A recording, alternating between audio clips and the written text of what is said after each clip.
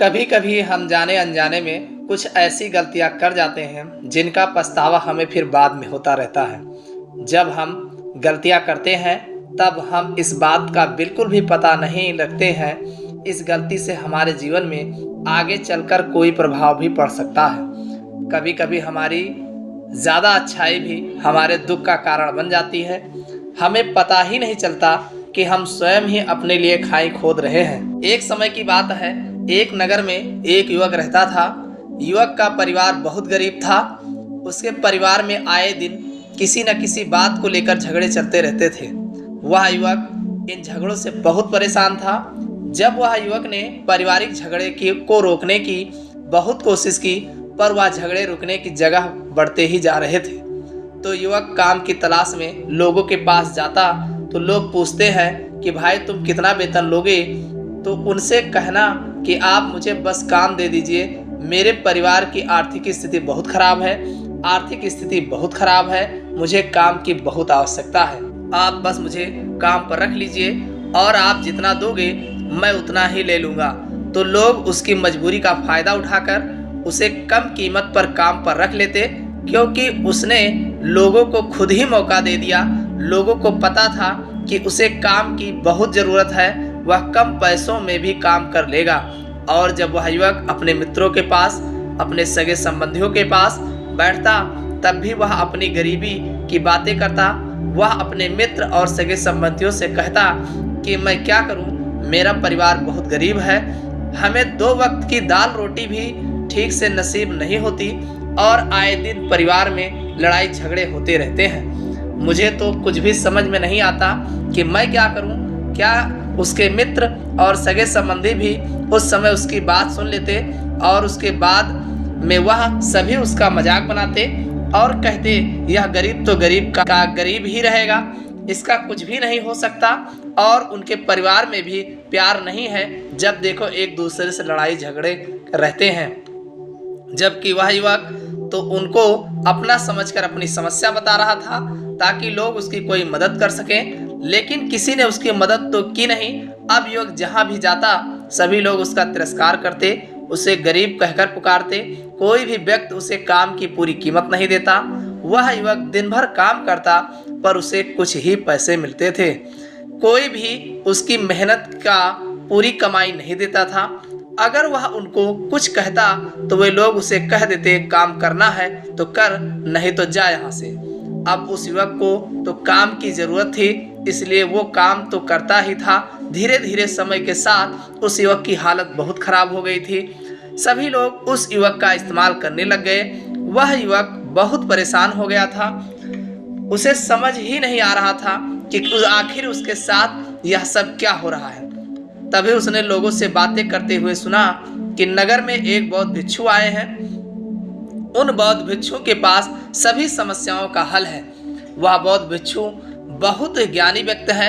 यह सुनकर वह युवक भी उन बौद्ध भिक्षु के पास जा पहुंचा। वह युवक बौद्ध भिक्षु के पास जाकर उन्हें रोता हुआ बोला कि महाराज, सभी लोग मेरे साथ ऐसा क्यों करते हैं? तभी उस युवक की बात सुनकर बौद्ध भिक्षु ने पूछा कि क्या हुआ बालक? तभी वह युवक जोर जोर से रोने लगता है और रोते रोते अपनी सारी बात बौद्ध भिक्षु को बताता है।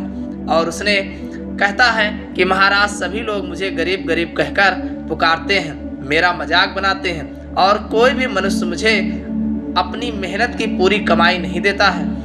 मैं उनके खेतों में पूरे दिन काम करता हूँ और वह मुझे बहुत कम पैसे देते हैं। मेरे दोस्त और मेरे मित्र भी सारे मेरा मजाक बनाते हैं। वह बौद्ध भिक्षु उस युवक की सारी बातें बड़े ध्यान से सुनते हैं और उससे पूछते हैं कि सभी नगरवासियों को इस बात का कैसे पता चला कि तुम बहुत गरीब हो और लोग तुम्हें पूरे दिन काम करने के बाद भी इतना कम वेतन क्यों देते हैं? बौद्ध भिक्षु की बात सुनकर युवक बोला कि दरअसल महाराज, मैंने ही नगरवासियों से हमदर्दी पाने के लिए उनसे कहा था कि मैं बहुत गरीब हूँ, मुझे आप काम पर रख लीजिए, जो आप दोगे मैं ले लूँगा। यह सुनकर वह बौद्ध भिक्षु बोले, इसमें लोगों की क्या गलती है? अगर नगरवासी तुम्हारा मजाक बनाते हैं, तुम्हें कम वेतन देते हैं, तो इसमें तुम्हारी गलती है। तुम ही ने उन लोगों को बढ़ावा दिया है। तुम्हें कुछ बातें सिर्फ अपने तक ही सीमित रखनी चाहिए थी, लेकिन तुमने तो वह बातें सबको बता दी। बौद्ध भिक्षु की बात सुनकर वह युवक उनके पैरों में गिर गया और उनसे बोलने लगा कि महाराज, मैं अब क्या करूं? अब आप मेरी इस परेशानी को दूर करो। युवक की बात सुनकर बौद्ध भिक्षु बोले, देखो, अब जो हो गया उसे तो वापस नहीं लाया जा सकता है, लेकिन आज मैं तुम्हें ऐसी 7 बातें बताऊंगा जो तुम्हें कभी भी किसी को नहीं बतानी है, सिर्फ अपने तक ही सीमित रखनी है, चाहे फिर वह तुम्हारा मित्र ही क्यों ना हो या फिर कोई सगा संबंधी ही क्यों ना हो। तुम्हें यह बातें किसी को नहीं बतानी है। बौद्ध भिक्षु की बात सुनकर वह युवक बड़ी प्रशंसा से बोला कि बताइए महाराज, वह कौन सी बातें हैं जिन्हें हमें किसी को नहीं बताना चाहिए। फिर बौद्ध भिक्षु ने युवक से कहा कि जो तुम्हें पहली बात किसी को नहीं बतानी चाहिए, अपने जीवन का लक्ष्य। तुम्हारे जीवन का सपना हम क्या करते हैं, हम अपने सपने को सभी को बता देते हैं कि मैं यह करूँगा, मैं बड़ा होकर यह बनाना चाहता हूँ। हमें ऐसा लगता है कि लोग सुनकर बहुत प्रसन्न होंगे कि मैं कितना बड़ा आदमी बनना चाहता हूँ, लोग मेरी प्रशंसा करेंगे, लेकिन ऐसा होता नहीं है। जब हम अपने सपने को लोगों को बता देते हैं तो हमारे मन में संतुष्टि का भाव जाता है। हम मन ही मन बहुत खुश होते हैं, जिससे हम अपने सपने के प्रति वो जुनून नहीं रख पाते जो हमारे पहले था। जब हम अपने सपने लोगों को बता देते हैं तो उनकी उम्मीदें हमसे बढ़ जाती हैं, वह हमारे ऊपर और भी ज़्यादा ध्यान देने लगते हैं, जिससे कभी कभी हम तनाव में भी आ जाते हैं और फिर यही तनाव हमारे जीवन में असंतुलन पैदा करता है और फिर हम अपने सपने से, अपने लक्ष्य से भटक जाते हैं। जब हम अपने सपने किसी को बताते हैं तो आपको कुछ लोग तो प्रेरणा देंगे, जिससे आपको आगे बढ़ने से में हिम्मत मिलेगी, लेकिन बहुत से लोग ऐसे हैं जो आपको प्रेरणाहीन करेंगे, आपको डिमोटिवेट करेंगे, जिससे आप अपने लक्ष्य से भटक सकते हो। इसलिए जो भी अपना सपना है उसे पूरा करो, उसके बाद ही लोगों को बताओ।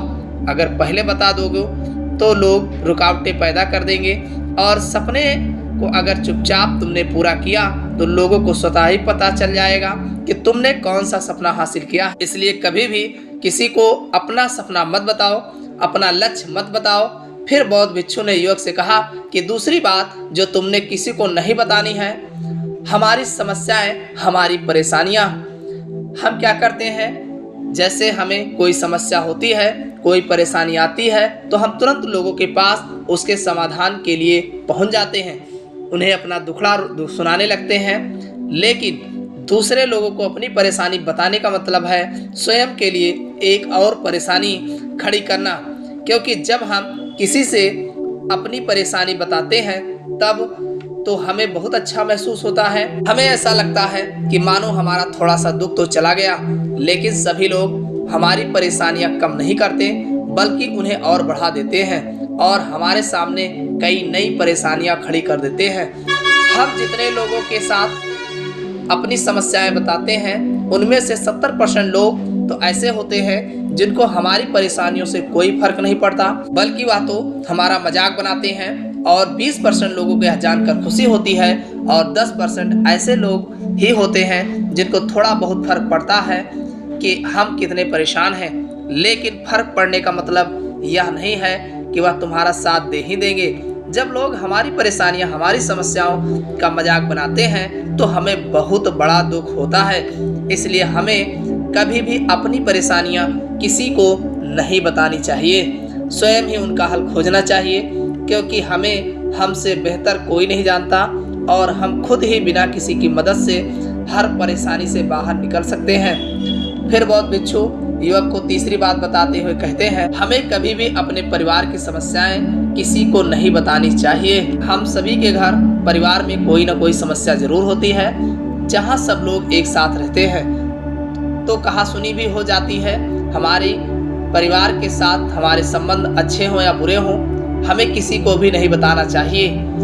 जब हम दूसरों को इसके बारे में बताते हैं तो लोग मजे लेकर तुम्हारी बातें सुनते हैं, उन्हें कोई फर्क नहीं पड़ता कि तुम किस परेशानी में हो, बल्कि वह लोग तो उन कमजोरियों का फायदा उठाने की कोशिश करेंगे। तुम्हें तुम्हारी परिवार की समस्याओं को आपस में ही अपने परिवार वालों से बात करके सुलझा लेनी चाहिए, तो तुम्हें दूसरे लोगों को बताने की जरूरत ही नहीं पड़ेगी। और जब हम अपने परिवार की समस्याएं लोगों को बताते हैं तो लोग हमें कमज़ोर समझने लगते हैं, हमारे बारे में सोचने लगते हैं कि यह तो कुछ नहीं कर पाएगा या अपने परिवार को नहीं संभाल सकता, इतनी छोटी छोटी बातों पर ही परेशान हो रहा है, तो यह आगे चलकर जीवन में बड़ी बड़ी समस्याओं का सामना कैसे करेगा।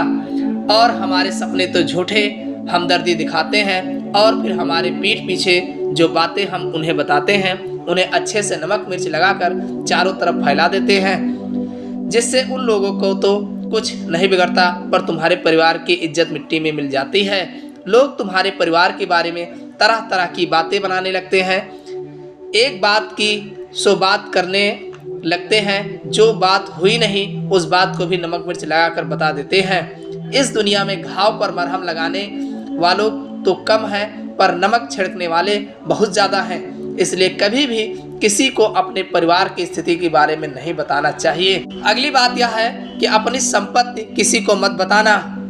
फिर बौद्ध भिक्षु ने उस युवक को चौथी बात बताते हुए कहा कि तुम लोगों के सामने इस बात को कभी मत बताना कि तुम किन चीज़ों के मालिक हो या फिर तुम्हारे पास क्या क्या है।